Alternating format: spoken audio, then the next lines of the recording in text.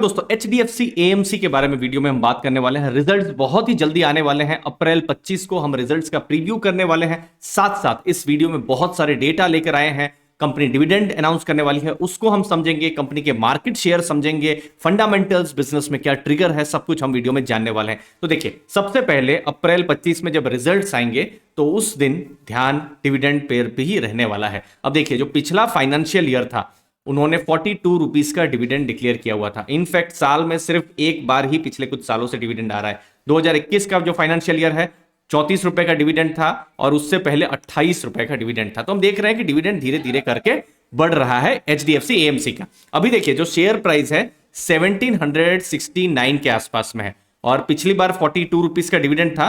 तो जो dividend yield जो बैठ रही है वो 2.4% के आसपास की डिविडेंड यील्ड बन रही है। ठीक है, अभी का अगर आप शेयर प्राइस के हिसाब से देखें तो। अब देखिए, मैं हमेशा एक चीज मानता हूं कि डिविडेंड जो है, प्रॉफिट बढ़े तो डिविडेंड भी बढ़ना चाहिए। ठीक है, तो अभी थोड़ी देर के बाद मैं नंबर्स भी आपके साथ डिस्कस करूंगा। लेकिन 9 महीनों का जो प्रॉफिट जो रहे हैं वो बिल्कुल फ्लैट रहे हैं। मतलब 2021 और 2022 जो अप्रैल से दिसंबर, ये बिल्कुल फ्लैट रहे हैं। लेकिन एक चीज यहां पर इंटरेस्टिंग हो सकती है कि कंपनी का जो डिविडेंड पे आउट जो है, ध्यान में रखिएगा, डिविडेंड पे आउट जो है वो पिछली बार 64% था। अगर बोर्ड ऑफ डायरेक्टर्स 64% ही रखते हैं तो फिर तो डिविडेंड उतना बढ़ने की उम्मीद नहीं है। कम रख देते हैं तो शायद डिविडेंड कम भी हो जाए। लेकिन ये 64% से ऊपर चला जाता है क्या, जो डिविडेंड जो है उसका पे आउट रेशियो, तो फिर डिविडेंड बढ़ने की भी उम्मीद रख सकते हैं। देखते हैं क्या होता है अप्रैल 25 को। अब बात करते हैं हम यहां पर मार्केट शेयर की। बहुत ही इंटरेस्टिंग होने वाला है। इनफैक्ट ये डेटा पुराना है। ठीक है, पुराना डेटा है। ये देखिए, ये मार्च 2021 का डेटा है। उस समय में HDFC AMC उनके जो भी AUM है, जो एसेट अंडर मैनेजमेंट जो कहा जाता है, जो पैसा जो है पूरी जो म्यूचुअल फंड इंडस्ट्री के साथ अगर आप कंपेयर करें तो उनका मार्केट शेयर, ठीक है, 2 साल पहले की बात है, 12.6% था। फिर दिसंबर 2021 आते आते मार्केट शेयर घटकर 11.6% हो गया और पिछले साल मार्च में ये 10.8% हो गया। तो आप देख सकते हैं किस तरीके से उन्होंने अपना मार्केट शेयर खोया है। और जब मैं एनालिसिस करता हूं किसी भी कंपनी का, तो ये मैं जरूर देखता हूं कि वो मार्केट शेयर वो गेन कर रही है या लूज कर रही है। अगर समझ लीजिए कोई भी सेक्टर 10% से ग्रो कर रहा है और कंपनी अगर 5% से ग्रो करे, 6% से ग्रो करे, तो फिर तो कोई मतलब ही नहीं रहा। कॉम्पिटिटर्स और ज्यादा इसका मतलब ग्रो कर रहे हैं। ठीक है, तो ये मार्च 2022 तक का, पिछले साल का डेटा है। लेकिन अब एक पूरा साल खत्म होने आ रहा है, तो अभी क्या लेटेस्ट डेटा है। तो देखिए, ये जो मार्केट शेयर का जो डेटा है दिसंबर 2021 में देखेंगे ये 11.6% था। सितंबर 2022 में आप देखेंगे 11% हो गया। ठीक है, ये पिछले साल मार्च 2022 में कितना था, 10.8%। उससे सितंबर में 11% हो गया और दिसंबर जो कि बिल्कुल लेटेस्ट डेटा है 11.2% हो गया। मतलब मार्केट शेयर उन्होंने लूज किया है। अब धीरे धीरे मार्केट शेयर को वो गेन भी कर रहे हैं। अब इंपॉर्टेंट रहेगा, अब जब भी मार्च में अभी जो रिजल्ट आने वाले हैं अप्रैल 25 को, कि ये जो मार्केट शेयर है, ये जो टोटल AUM का जो मार्केट शेयर है, क्लोजिंग AUM का, ये कैसे इंक्रीज हो रहा है, ये एक इंपॉर्टेंट होने वाला है। एवरेज AUM भी हम देख लेंगे, क्लोजिंग AUM भी देख लेंगे कि किस हिसाब से मार्केट शेयर यहां पर इंप्रूव हो रहा है। इंप्रूव होगा तो फिर तो बहुत ही अच्छा है बिजनेस के लिए। इंप्रूव नहीं होगा तो फिर आगे का फिर हमको देखना पड़ेगा कि क्या फिर बिजनेस में क्या तकलीफ हो रही है, वो फिर अलग डिस्कशन हो गया। अब यहां पर दिसंबर 2021 में आप देखेंगे HDFC AMC दूसरे नंबर की कंपनी थी। पूरे भारत का 12.6% का मार्केट शेयर था। इनफैक्ट अब मार्च 2021 में देखेंगे तो पूरे भारत की सबसे बड़ी AMC हुआ करती थी। अब आप देखेंगे तीसरे नंबर की AMC हो गई है। उन्होंने मार्केट शेयर जरूर गेन किया है। जैसे आप देखिए, सितंबर में 12.6% से 12.8% मार्केट शेयर गेन किया हुआ है।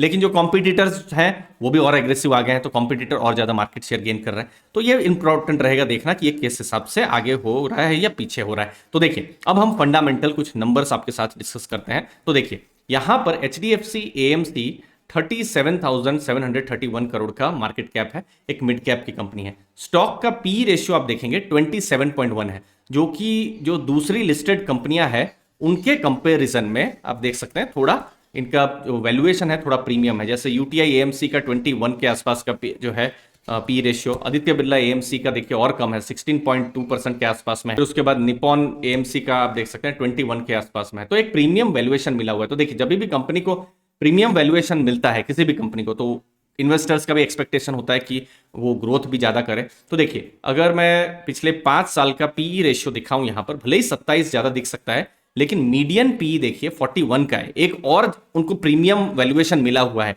इनफैक्ट पिछले 1 साल में आप देखेंगे पीई डी रेटिंग हुई है। अब देखिए पिछले मार्च के समय में आप देखिए यहां पर उनको 33-34 का प्राइस टू अर्निंग रेशियो मिल रहा था, अभी तो बहुत कम हो गया है। ठीक है, प्राइस भी आप अगर आप देखेंगे 5 साल का अगर आप देखेंगे तो वहीं का वहीं ऑलमोस्ट आ गया है शेयर प्राइस। 1 ईयर में आप देखेंगे तो इन्वेस्टर्स का एक्सपीरियंस अच्छा नहीं है, पिछले साल 2109 में था। तो एक हम देख रहे हैं रेंज बाउंड जैसा ही परफॉर्मेंस रहा है, जहां पर कुछ इंपॉर्टेंट ट्रिगर्स हो सकता है Q4 के रिजल्ट्स लाए। बाकी स्ट्रॉन्ग आरओसी है, रिटर्न ऑन कैपिटल एम्प्लॉयड मजबूत है, रिटर्न ऑन इक्विटी आप देख सकते हैं, मतलब जो शेयर होल्डर्स की जो इक्विटी है उस पर कंपनी ने कितना कमाया है 27%, बहुत ही अच्छा है।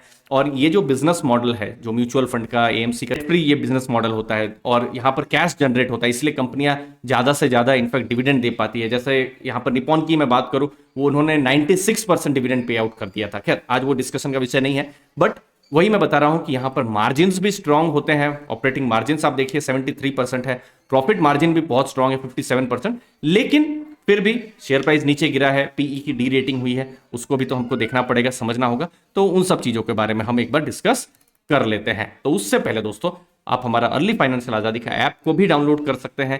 यहां पर हम लाइव फ्री मास्टर क्लास लेते रहते हैं जो लर्नर्स हैं उनके लिए, साथ साथ लेटेस्ट मार्केट से जुड़े लर्निंग मटेरियल, इन्वेस्टिंग से जुड़े लर्निंग मटेरियल्स मैं रेगुलरली शेयर करता रहता हूं इस ऐप में, और आप यहां पर कोर्सेस को भी एक्सप्लोर कर सकते हैं। इनफैक्ट अगले कुछ दिनों में और ज्यादा कोर्सेस यहां पर आने वाले हैं दोस्तों।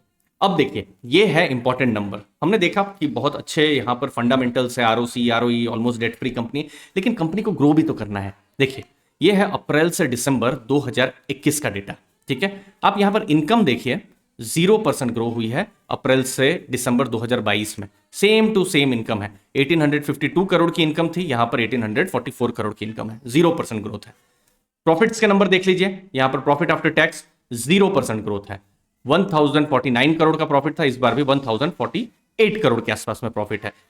अच्छी बात यह है कि प्रॉफिट गिरे नहीं है, लेकिन देखिए एज एन इन्वेस्टर हमेशा रहता है कि प्रॉफिट जितना बढ़े वो उतना अच्छा रहता है। तो इंपॉर्टेंट यहां यही रहने वाला है कि जो प्रॉफिट्स के नंबर हैं वो बढ़े। अब Q4 में मुझे नहीं लगता है कि बहुत बड़ा यहां पर चेंज हो जाएगा, क्योंकि 9 महीना सब बराबर था, लेकिन एटलीस्ट अगर कुछ हिंट मिल जाती है कि प्रॉफिट बढ़ सकते हैं, भविष्य में ग्रोथ हो सकता है, तो एक पॉजिटिव हो सकता है। और दूसरी चीज ये भी है कि मार्केट सेंटिमेंट्स भी बहुत सारा होते हैं। जैसे मार्केट में जब बुल रन हो रहा होता है तो एसआईपीज भी बहुत लोग यहाँ पर करते हैं, लमसम इन्वेस्टमेंट भी करते हैं, लेकिन आप देखिए 2022 में 23 में इन्वेस्टर्स का बहुत अच्छा एक्सपीरियंस नहीं रहा है। मार्केट भी आप देखेंगे एक वही साइडवेज, अगर आप निफ्टी की बात करें 16,700 800 से 18,000 के बीच में ही मैक्सिमम समय पर रही है। तो ऐसे टाइम में जो इन्वेस्टर्स हैं उनका भी कॉन्फिडेंस थोड़ा सा कम हो जाता है, अपनी जो एसआईपीज हैं वो बंद कर लेते हैं। तो ये एचडीएफसी एएमसी की नहीं, ये पूरे में इंडस्ट्री की मैं बात कर रहा हूँ। तो ये सब थोड़े से इश्यूज हैं। तो जो 25 अप्रैल है ग्रोथ नंबर्स का बिल्कुल वेट रहेगा।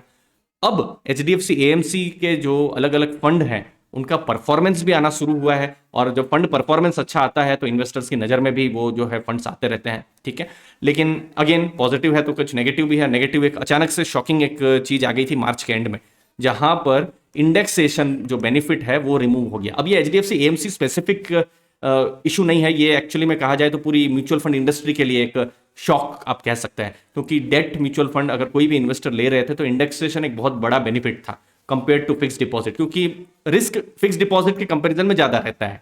ठीक है, यहां पर आप बॉन्ड्स में इन्वेस्ट करते हैं, अलग अलग बॉन्ड्स में इन्वेस्ट कर रहे होते हैं, तो इसीलिए ये एक इम्पैक्ट पड़ा है। और म्यूचुअल फंड्स के जो भी स्टॉक हैं हमने देखा भी उस समय में उन्होंने अच्छा रिएक्शन भी नहीं किया हुआ था। तो ये एक चीज रहेगी कि डेट और फिक्स डिपॉजिट में किस हिसाब से मैनेज होता है। लेकिन देखिए डेट के साथ साथ इक्विटी भी है, फिर ईएलएसएस फंड्स भी है, फिर साथ में हाइब्रिड फंड्स भी है, फिर आजकल ईटीएफ पर भी बहुत फोकस है, तो वो सब चीजें भी है। तो देखना रहेगा कि किस हिसाब से ग्रोथ हो रहा है। प्राइस टू अर्निंग अभी 27 है, मार्केट क्या प्रोवाइड करती है। देखिए मार्केट अगर हायर वैल्यूएशन प्रोवाइड अगर करना चाहती है तो जितना मेरा एक्सपीरियंस रहा है वो तभी प्रोवाइड कर सकती है जब ग्रोथ आपका हो, जो कि अभी फिलहाल तो 9 महीनों में उतना दिख नहीं रहा है। तो वैल्यूएशंस कंपटीटर्स के कंपैरिजन में स्ट्रांग है, यहां पर ग्रोथ का ही यहां पर एक इंतजार रहेगा। यहां पर धीरे धीरे उन्होंने मार्केट शेयर गेन करना शुरू किया हुआ है, जो कि पॉजिटिव है। यही ट्रेंड अगर चलता रहा मार्च अप्रैल महीना में तो फिर तो बिल्कुल पॉजिटिव है। एक्सटर्नल अगर आपको एक इशू देखें तो वही है कि ये एचडीएफसी बैंक और एचडीएफसी का मर्जर होने वाला है, तो ये यहां पर क्या इंपैक्ट करता है वो एक की चीज जो है वो वॉच करने की रहेगी। और एक्सपेंस रेशियो को लेकर हमेशा क्वेश्चंस आते रहते हैं, तो ये प्रेशर किस हिसाब से मैनेज हो पाता है वो एक इंपॉर्टेंट देखने का रहेगा। लेकिन मेरा ऐसा मानना है म्यूचुअल फंड इंडस्ट्री एक स्ट्रक्चरल ट्रेंड है, अभी तो शुरुआत ही हुई है, लोगों की एसआईपीज बढ़ रही है, म्यूचुअल फंड्स में अभी इंटरेस्ट अभी तो बढ़ना शुरू हुआ है। भले ही बहुत इन्वेस्टर्स का एक्सपीरियंस खराब रहा हो, लेकिन एक स्ट्रक्चरल चेंज है जो हम देख पा रहे हैं, जो कि 5 साल 10 साल में मुझे लगता है और यहाँ पर ग्रोथ होगा। अगर फंड्स अच्छा करे तो ग्रोथ होगा ही। तो उस हिसाब से अभी यहाँ पर HDFC AMC क्या यहाँ परफॉर्म करती है वो इंपॉर्टेंट देखना रहेगा। और साथ साथ 42 का जो डिविडेंड का आंकड़ा है उसको वो पार कर पाती है कि नहीं, वो भी एक इंटरेस्टिंग देखने का रहेगा। धन्यवाद। मुझे उम्मीद है आपको वैल्यू मिली होगी। आप हमारा ऐप अर्ली फाइनेंशियल आज़ादी को भी आप डाउनलोड कर सकते हैं। मुझे उम्मीद है आपको वैल्यू जरूर मिलेगी। Thank you. धन्यवाद दोस्तों।